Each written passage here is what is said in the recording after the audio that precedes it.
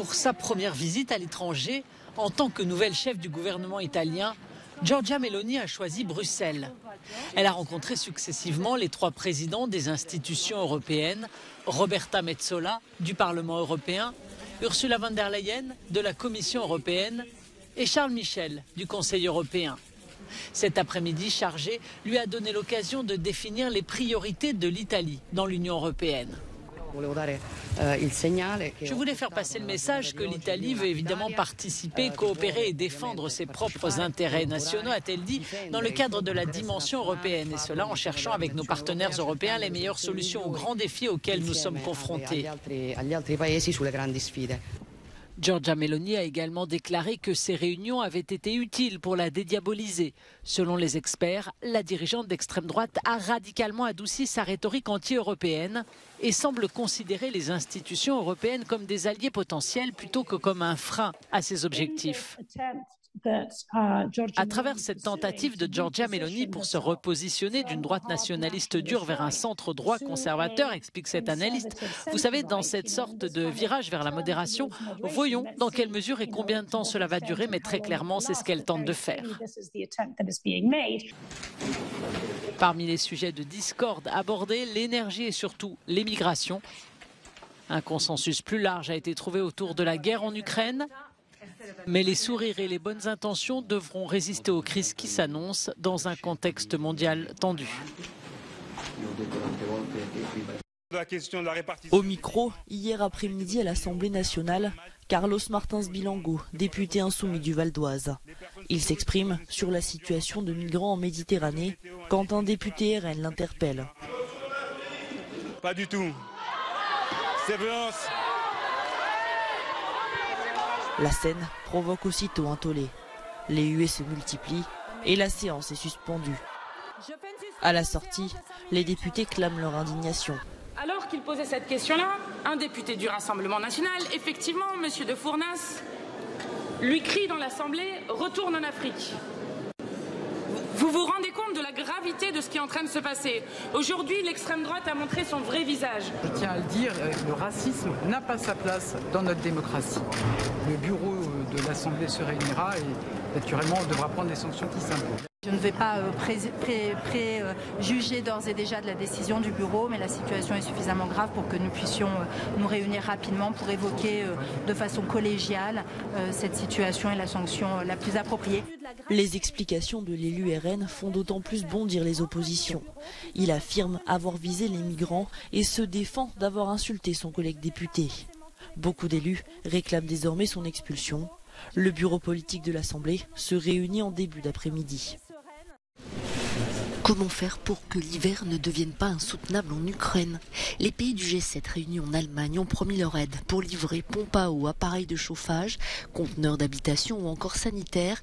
Ils dénoncent les méthodes de la Russie qui tentent d'affamer et de faire mourir de froid la population. Ils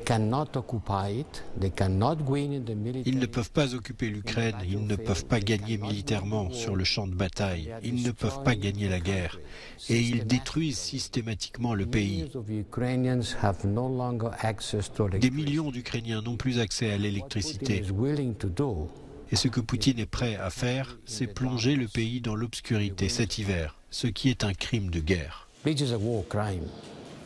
De nombreuses villes ukrainiennes subissent ces dernières semaines des bombardements contre des équipements civils entraînant coupure d'eau et d'électricité. Rien que ce soir, environ 4,5 millions de consommateurs soumis à des programmes d'urgence et de stabilisation ont été temporairement déconnectés. Pour le président ukrainien, les Russes ne peuvent pas vaincre l'Ukraine sur le champ de bataille. C'est pourquoi ils essaient de briser la population en se livrant, dit-il, à la terreur énergétique. À la frontière entre la Pologne et le Bélarus, voici une route migratoire toujours très empruntée, malgré la présence de ce mur. Dans un premier temps, il a dissuadé certaines personnes de vouloir passer illégalement la frontière, mais ces derniers jours, le flux s'est drastiquement accentué, comme l'explique ce représentant des gardes-frontières. En une journée, il a recensé jusqu'à 124 tentatives dans des endroits proches de rivières où les pontons peuvent servir de chemin. Face à cette hausse des tentatives de passage, les ONG tirent la sonnette d'alarme à l'approche de l'hiver. Nous sommes très sollicités comme d'autres associations. On reçoit plusieurs dizaines de centaines de convocations chaque mois, des demandes d'aide pour la plupart. Les personnes qui veulent traverser la frontière en hiver sont beaucoup plus exposées.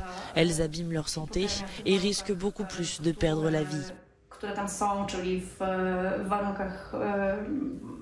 Dans ces conditions très sauvages, avec des forêts, des lacs, des rivières ou encore des marécages, vous pouvez très vite vous retrouver en situation d'hypothermie, surtout si vous n'êtes pas préparé à de telles conditions et si vous n'avez pas le matériel adéquat. Chaque année, ces migrants risquent leur vie. Il faut recenser les disparus. Certains sont introuvables depuis des mois et la coordination des recherches n'est pas du tout facile. Des dizaines de familles ont peur et peuvent engager des recherches. Parmi ces personnes qui traversent la frontière entre la Pologne et le Bélarus, on retrouve plusieurs nationalités. Elles viennent de près de 80 endroits différents.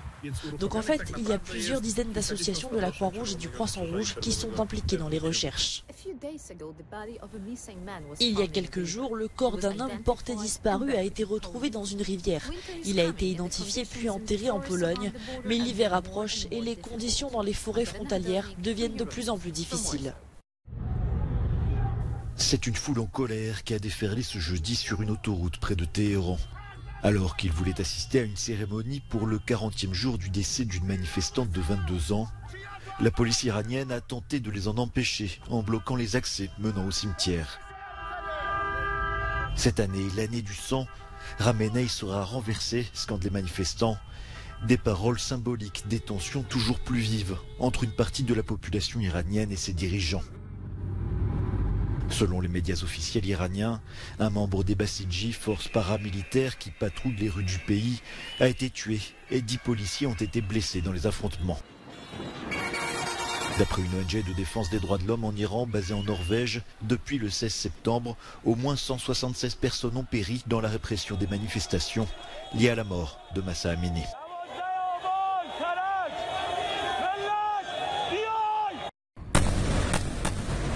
La riposte ne s'est pas fait attendre. Cette nuit, l'armée israélienne a mené des frappes aériennes contre des sites militaires dans la bande de Gaza. Un peu plus tôt, des roquettes avaient été tirées depuis le territoire palestinien en direction de l'État hébreu. Elles ont été interceptées par le système antimissile israélien. Ces tirs depuis la bande de Gaza contrôlée par le Hamas n'ont pas été revendiqués et n'ont fait ni dégâts ni blessés. Ils interviennent dans un contexte de forte tension en Cisjordanie, où un commandant de la branche armée du djihad islamique a été tué jeudi par l'armée israélienne. Le chef de la diplomatie américaine a fait part de sa profonde inquiétude et appelle à une désescalade. La Cisjordanie connaît sa période la plus meurtrière depuis des années. Le territoire palestinien est le théâtre de raids quasi quotidiens de l'armée israélienne, ainsi que d'une augmentation des affrontements et des attaques contre les forces israéliennes.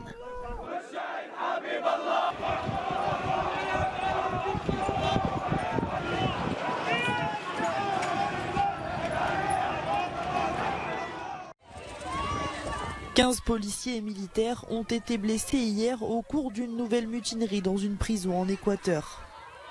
Les forces de l'ordre ont été cette fois la cible de tirs d'armes à feu et de jets d'engins explosifs pendant leur intervention à l'intérieur de l'établissement pénitentiaire.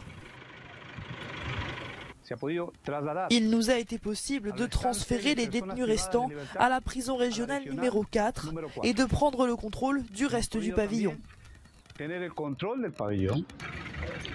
Sur ces images, un soldat évacué en urgence par ses frères d'armes. Une scène témoin de la violence à l'intérieur de l'édifice. Tout Tout a débuté mardi après le transfert de 1400 détenus qui a fortement déplu au cerveau des trafics de drogue. 5 policiers ont alors péri dans une série d'attaques contre des stations-service, des postes de police ou encore un hôpital. L'état d'urgence a été décrété dans 2 provinces du pays.